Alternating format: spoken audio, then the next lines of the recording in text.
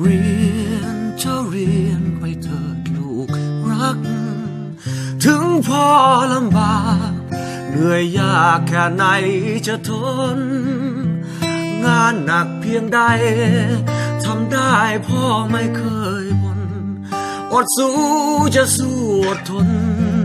เป็นคนบากบั่นเรื่อยไปจงตั้งใจเราเรียนศึกษาพ่อหาเงินตราได้มานั้นยากแค่ไหนเพื่อลูกได้เรียนอ่านเขียนพ่อนั้นชื่นใจอาบเหงื่อตากน้ำแทนได้เพื่อให้ลูกได้วิชา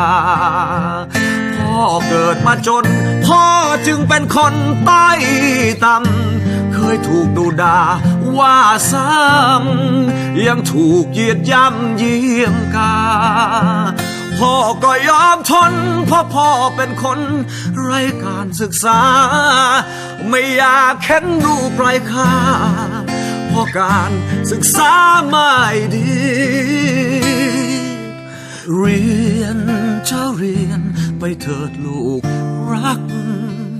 ถึงจะจนยากพ่ออยากให้มีศักดิ์ศรีจึงต้องขยันมันเพียรให้ลูกเรียนดีหน้าที่ของพ่อเดี๋ยวนี้ดนตรีเป็นที่ปลอบใจ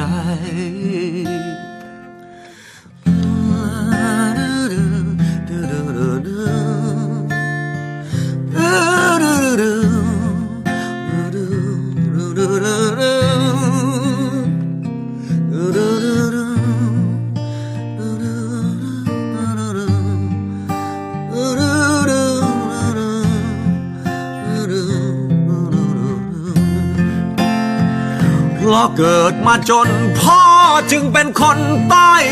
ต่ำเคยถูกดูด่าว่าซ้ำยังถูกเหยียดย่ำเยียงกาพ่อก็ยอมทนเพราะพ่อเป็นคนไร้การศึกษา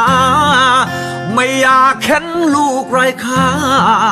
ด้อยการศึกษาไม่ดีเรียนเจ้าเรียนไปเถิดลูกรักถึงจะจนยากพ่ออยากให้มีศักดิ์ศรีจึงต้องขยันมันเพียรเพื่อลูกเรียนดีหน้าที่ของพ่อเดี๋ยวนี้ดนตรี